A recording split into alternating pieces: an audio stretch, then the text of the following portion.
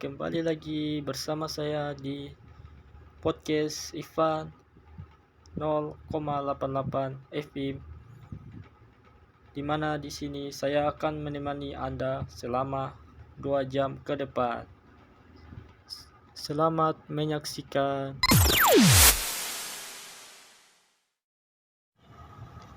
Assalamualaikum warahmatullahi wabarakatuh. Baiklah, pada siaran podcast kali ini saya membawakan tentang berita jaksa Ekuador yang diselidiki serangan geng bersenjata ke studio televisi tewas ditembak hari Kamis 18 Januari 2024 pukul 10 waktu Indonesia bagian Barat. Seorang jaksa yang menyelidiki serangan bersenjata yang dramatis ke seluruh stasiun televisi Ekuador saat siaran langsung pekan lalu tewas. Pada hari Rabu, Kejaksaan Agung Negara itu dalam menghadapi pembunuhan rekan Kamis, Suser Suarez. Saya akan tegaskan kelompok kejahatan terorganisir penjahat teroris tidak akan menghentikan kita terhadap komitmen terhadap masyarakat Ekuador, karena Jaksa Agung Dana Salazar dalam pernyataan di X, sebelumnya di Twitter.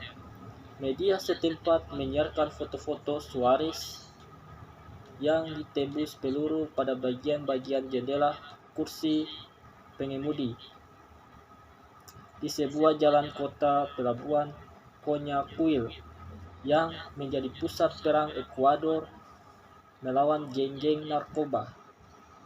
Pembunuhan itu terjadi di tengah-tengah meningkatnya kekerasan negara Amerika Selatan yang tadinya damai, yang kini menjadi pusat ekspor global dari negara tetangga, yaitu Peru dan Kolombia. Pemerintah Ekuador pekan lalu menyatakan perang melawan geng-geng narkoba yang pada gilirannya mengancam akan mengeksekusi warga sipil dan pasukan keamanan serta melancarkan gelombang serangan yang menewaskan 20 orang.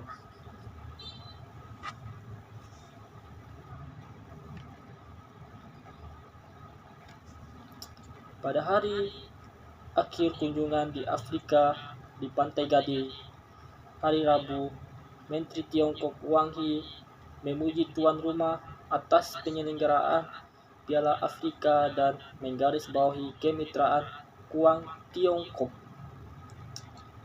Pantai Gading dengan fokus pada dukungan satu sama lain dalam sejumlah isu penting termasuk soal Taiwan. Wang, diplomat tinggi Beijing, mengakhiri perjalanan pertamanya ke Afrika tahun ini setelah mengunjungi Mesir, Tunisia, dan Togo sebelum tiba di Pantai Gading.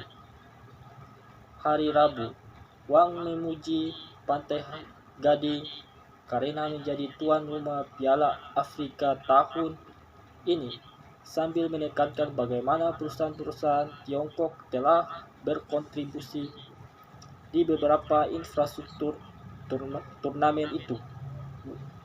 Wang mengatakan bahwa kedua negara memiliki kemitraan strategis yang kuat dan menekankan bahwa Pantai Gading mendukung reunikasi dan terintegrasi perihal Tiongkok dan Taiwan.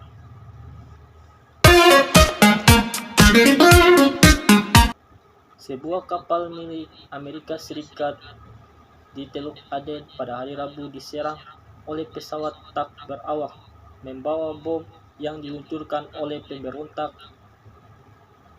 Houthi Yaman, Qatar, dan sejumlah pejabat.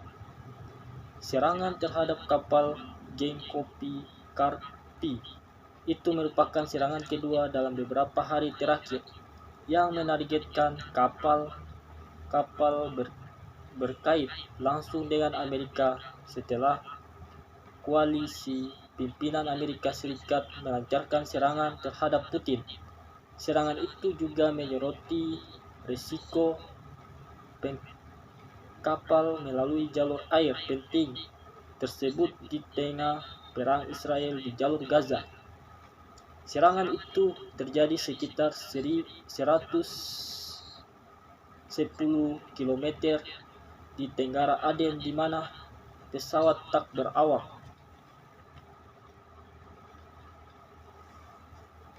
mampu menangkap kapal serangan tersebut, kata Operasi Perangan Chris yang merupakan cabang Angkatan Laut Inggris yang bertugas mengawasi perairan Timur Tengah. Perjadil Yayasan Juru Bicara mengatakan bahwa respon terhadap serangan Amerika dan Inggris pasti akan dilakukan dan serangan baru apapun tidak akan dibiarkan dan tidak dibalas dengan dukung. Menteri Luar Negeri Australia Penny Wong bertemu dengan pejabat Israel dan Palestina di Yerusalem hari Rabu dalam kunjungan ke Timur Tengah. Wong menemui Menteri Otoritas Palestina Riyad Al-Maliki pada hari Rabu, malah dilarang. Kami telah melakukan pembebasan para sandera segera mungkin tanpa syarat. Kami telah membahas jalan menuju perdamaian. Kami telah membahas pentingnya senjata kemanusiaan yang jelas tidak bisa dilakukan secara sepihak, dan kami ingin melihatnya langkah-langkah menuju bersenjata berkelanjutan, kata Wong. Ia mengatakan bahwa Australia adalah teman Israel, namun mereka sangat khawatir akan korban warga sipil di sisi Palestina. Mereka juga sangat prihatin akan potensi akses kemanusiaan ke jalur Gaza.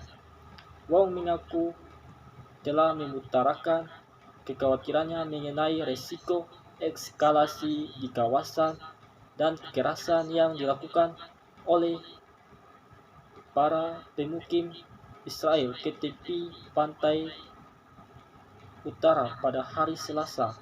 Menteri Luar Negeri Israel Izwar Kar menemui Wong dan berterima kasih atas kesolidaritas Australia dengan Israel atas kekejaman yang lundas atas kekejaman pada 7 Oktober 2023. Baiklah, itulah tadi berita podcast yang saya bawakan, di mana di sini saya telah menemani Anda dalam 2 jam ke depan. Saya akhiri dengan ucapan Assalamualaikum warahmatullahi wabarakatuh.